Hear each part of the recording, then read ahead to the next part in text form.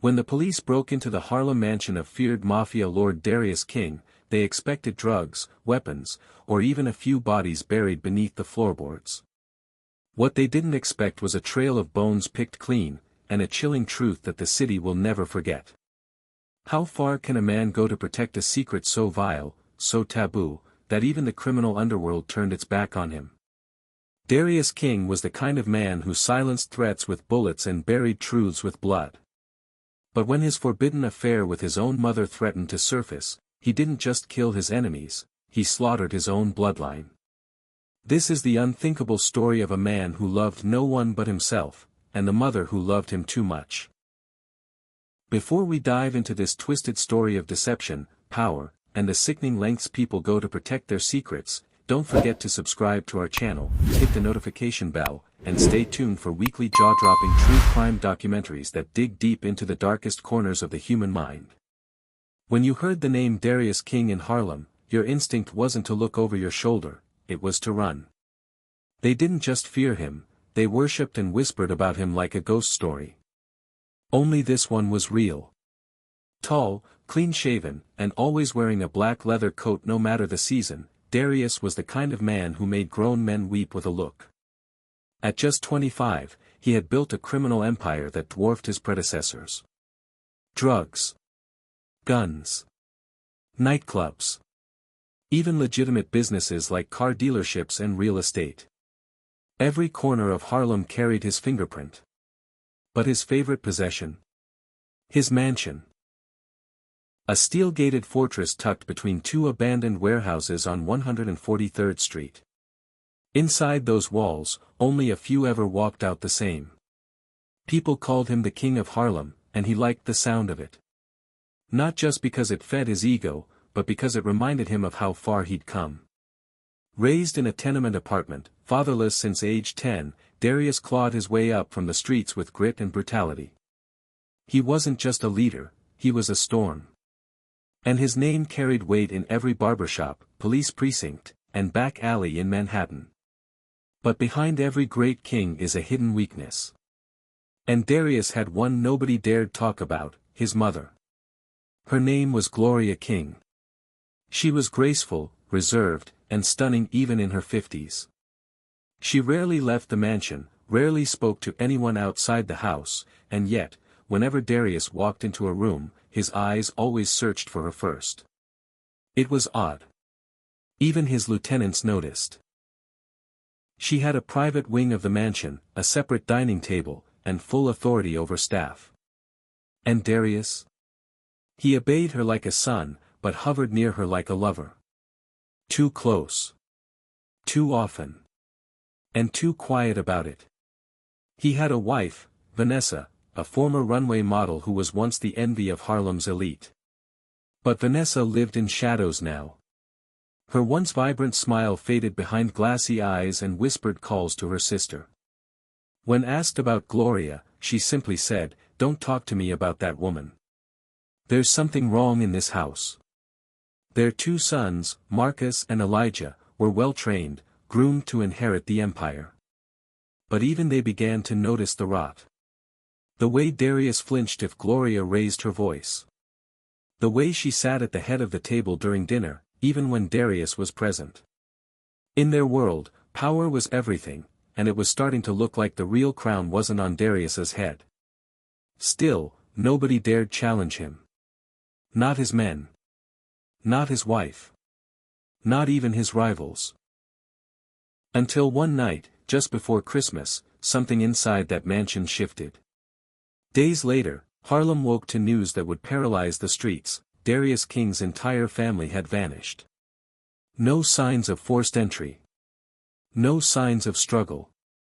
Just a locked gate, a chained hyena in the basement, and blood in places no blood should be.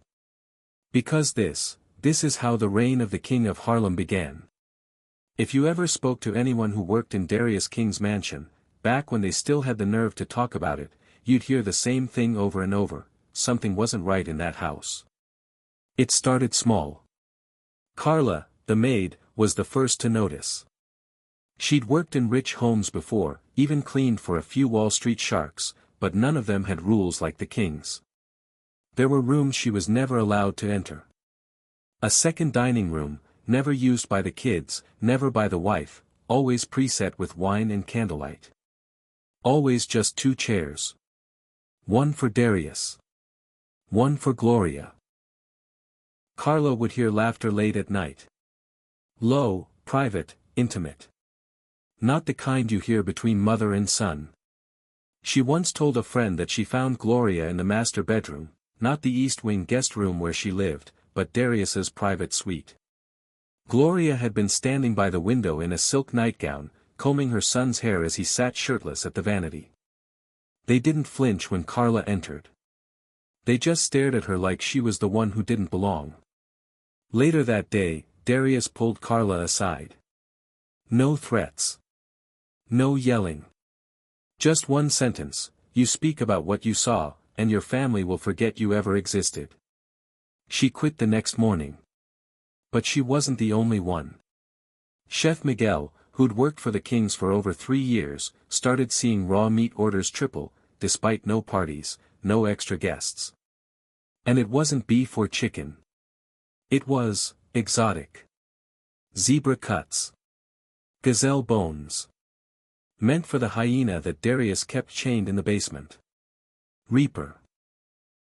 One night, Gloria came into the kitchen, took a raw goat leg off the counter, and whispered, "He's hungry tonight." Miguel assumed she meant the hyena. But her eyes, they weren't looking toward the basement. They were looking upstairs.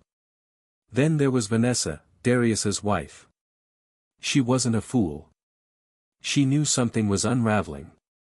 The touches between her husband and his mother. The way Gloria would dismiss her like a jealous mistress, not a daughter-in-law. She tried confronting him once, just once, and Darius erupted.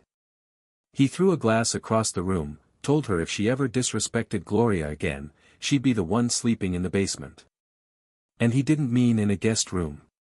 Terrified, Vanessa reached out to her sister, Candace, sending voice notes and half-finished texts. In one, she said, "I think I married a man who doesn't know what love is. Or maybe he does, and it's the wrong kind." Their 2 sons, Marcus and Elijah, had started keeping to themselves. Marcus was 17 and angry. Elijah, 14, had stopped talking altogether. The youngest once told his tutor, "Sometimes at night, I hear my grandma crying in Daddy's room. But Daddy doesn't cry." The tutor reported it. No one followed up. Because who in their right mind would dare investigate Darius King? The staff left, one by one. Every single person who could have said something walked away, until only Darius, Gloria, Vanessa, and the boys remained inside the mansion's cold, high-security walls.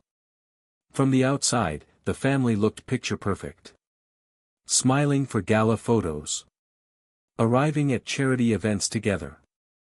A model family of Harlem's elite. But the house itself told another story. Locked doors. Screaming behind walls. Reapers' howls echoing through the vents. And in the middle of it all, a mother and son so closely entwined, it made everyone who saw them feel the same creeping unease. People whispered. But whispers can't stop a monster. Because by the time anyone dared speak loud enough to be heard, it was already too late. It was December 23rd, and snow dusted the streets of Harlem like powdered sugar. But inside the King mansion, the air was anything but sweet. Every year, like clockwork, the family hosted a private pre-Christmas dinner. No outsiders. No guards. Just blood relatives around a long mahogany table beneath the crystal chandelier that Darius had imported from France. This year, though, the table was smaller. Quieter.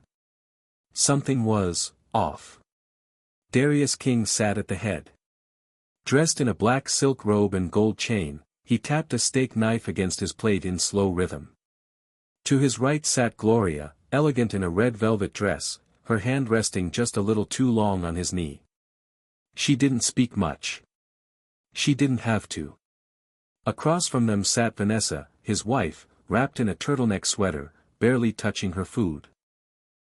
Her makeup couldn't hide the bruise near her temple, or the trembling in her hands as she gripped her wine glass like a lifeline. Marcus, now 17, kept his headphones in, something his father normally wouldn't tolerate. But tonight, Darius didn't even look at him. Elijah, the youngest, didn't speak. His eyes were glued to his plate, his fork untouched. His mother had told him earlier, "Don't speak unless you're asked. And if he raises his voice, don't move." Dinner began in silence. Reaper, the hyena, howled from the basement. Then Darius stood.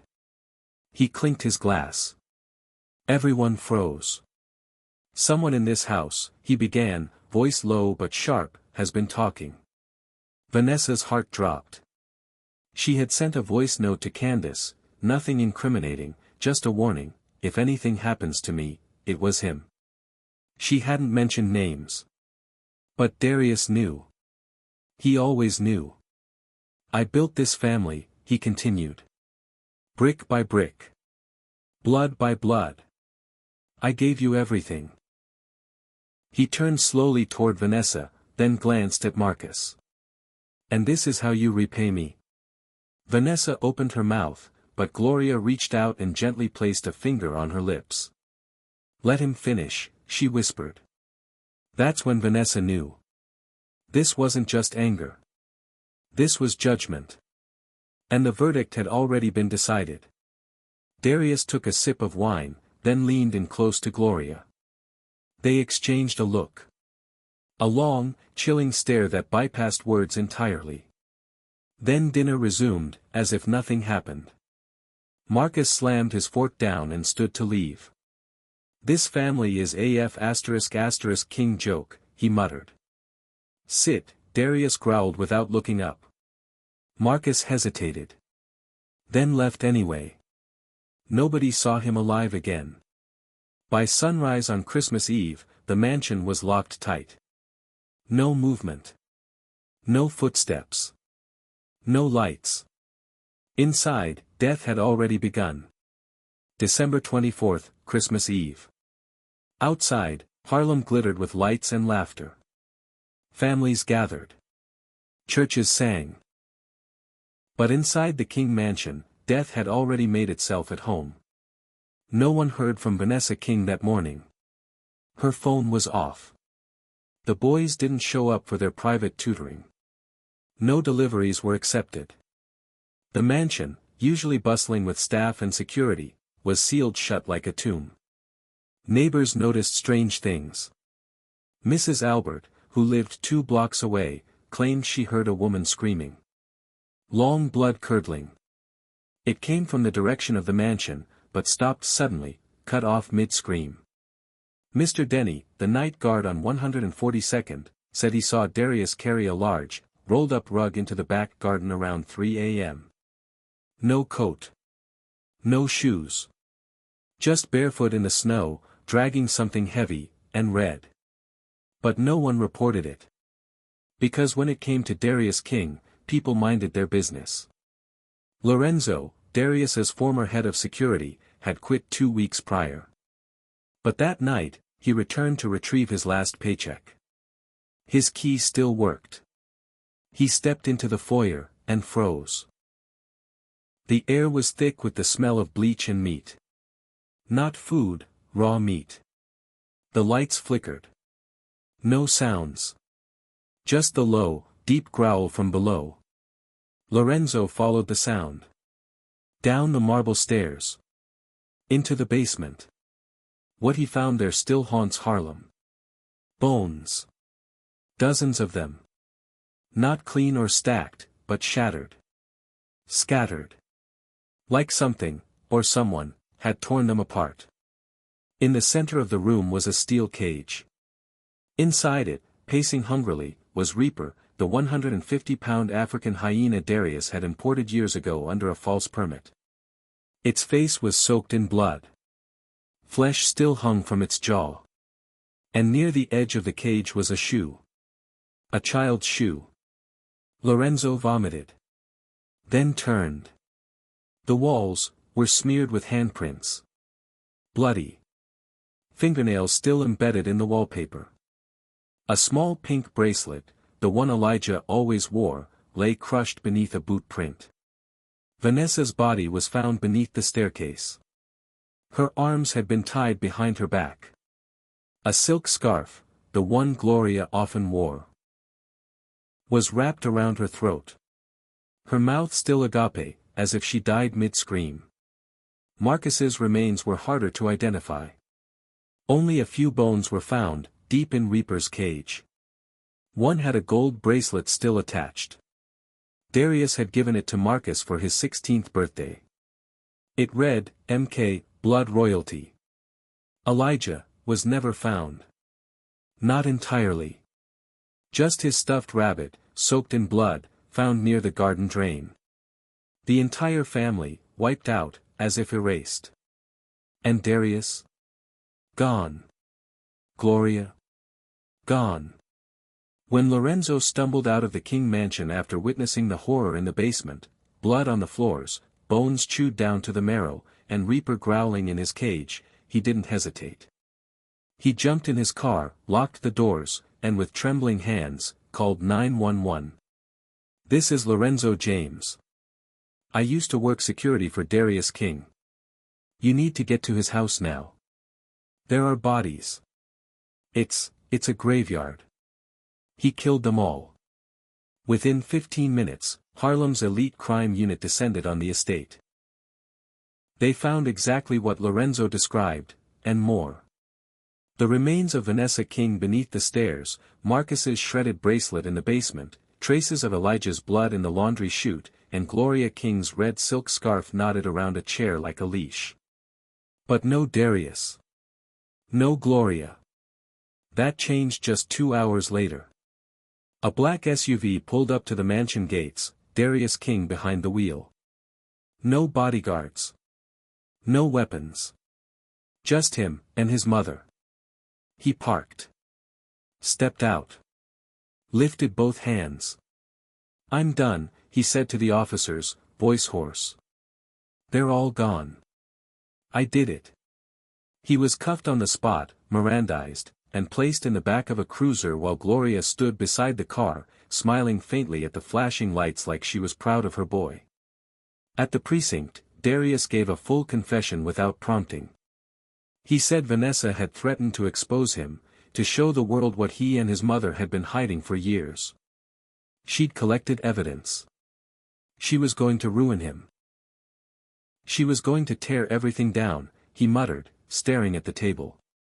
"The only family I ever had was her, my mother. The rest? They were just in the way." He claimed the murders were cleansing. That the boys were tainted by betrayal. That feeding them to Reaper was a fitting end. His tone never changed. Cold. Calculated. Like he was reading a grocery list. Gloria refused to speak. She just sat in her holding cell humming, refusing food, whispering, he did what needed to be done. The trial began within 6 months, and it was the most watched in Harlem history. With Lorenzo's testimony, forensic evidence, recovered texts, and Darius's own recorded confession, the jury took less than 3 hours to convict him. Darius King was sentenced to life without parole. Gloria King received the same. In the end, Darius King, once Harlem's most feared man, didn't go out in a blaze of glory. He went out in cuffs. Both were sentenced to life imprisonment without the possibility of parole. Behind bars, Darius became just another inmate, a former king reduced to a number. Isolated. Despised. Forgotten by the very streets that once worshipped him. Gloria, now declared mentally unstable, lived out her days in silence inside a psychiatric facility, whispering lullabies to the ghosts of children she'd helped destroy. The mansion was seized. Reaper was put down. And Harlem, quietly moved on. But the scars? They never really faded. Because some crimes leave blood. Others leave shadows. And the story of Darius King left both. What do you believe creates a monster like Darius, his upbringing, his choices, or the people who enabled him? And do you think some love should never be forgiven? Let us know in the comments. If stories like this leave you shocked, disturbed, or thinking deeper about the darkness people hide, then you're in the right place. Like, share, and subscribe for more twisted real-life crime stories that dig deep into the minds of those we fear the most. Hit the notification bell so you never miss an episode, and remember, the most terrifying crimes are often the ones committed inside the family home.